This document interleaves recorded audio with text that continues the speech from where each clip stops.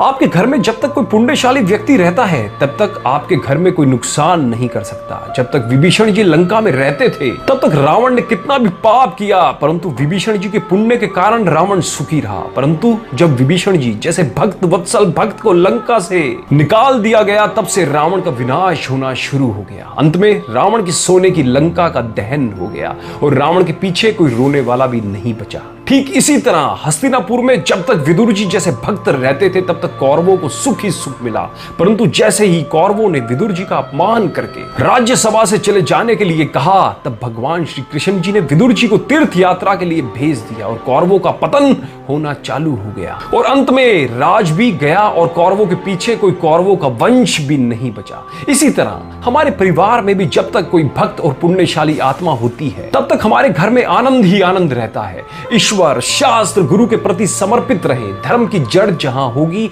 वहां अशुभ कर्म आने से डरेंगे। कभी किसी का अपमान मत करिए, क्योंकि अपमान का घाव कभी नहीं भरता। हो सकता है आज आप जिसका अपमान कर रहे हैं कल उसी के सामने आपको झुकना पड़े।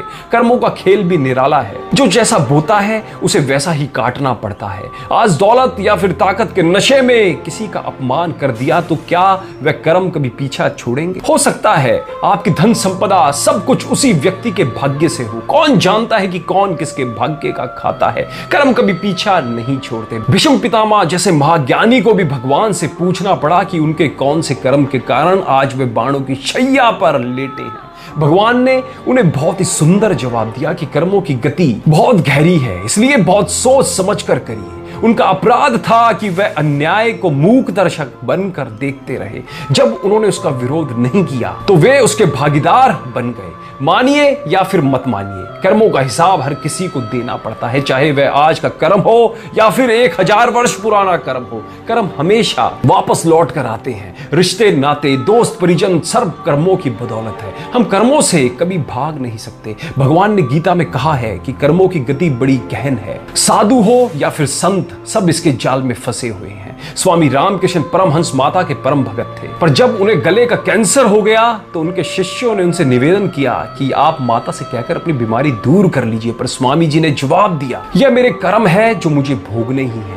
अगर इस जन्म में नहीं भोगे तो अगले जन्म में दुगने होकर मिलेंगे। जब तक उनका शरीर था तब तक उन्हें उस तकलीफ से गुजरना ही पड़ा। हमारे शरीर की हर पीड़ा के पीछे कहीं ना कहीं हमारे कर्म ही होते हैं। इसलिए ना ही कभी किसी का दिल दुखाएं और ना ही पीड़ा पहुंचाएं। कुछ लोगों को बैठे बैठे सब कुछ मिल जाता है तो कुछ लोगों को मेहनत के बाद भी कुछ नहीं मिलता। एक मजदूर दिन भर मेहनत करके 400-500 रुपए ही कमा पाता है, तो वहीं एक अमीर आदमी पलंग पर बैठे बैठे दिन भर में लाखों रुपए कमा लेता है। कर्मों का प्रभाव ऐसा होता है कि जितना भी भोगने की कोशिश करिए वह आपको पकड़ ही लेगा। इसलिए अच्छा करिए तो बदले में अच्छा ही मिलेगा। दोस्तों, मैं उम्मीद करता हूं इस वीडियो ने भी आपको जागरूक किया होगा। अगर करा हो तो अपने सभी दोस्तों रिश्तेदारों के साथ भी इस वीडियो को शेयर करके उनको भी कर्मों के प्रति जागरूक जरूर करें, जिनसे वो भी आने वाले समय में अच्छे कर्म कर सके। धन्यवाद।